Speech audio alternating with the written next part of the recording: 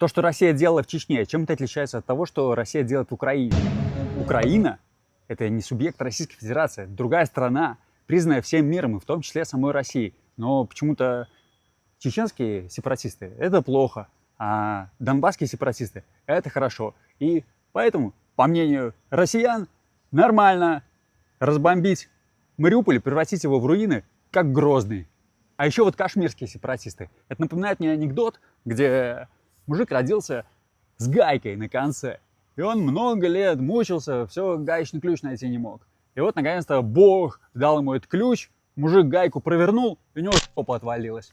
Много лет Пакистан хотел отжать кусок Индии на востоке. Такая геополитика.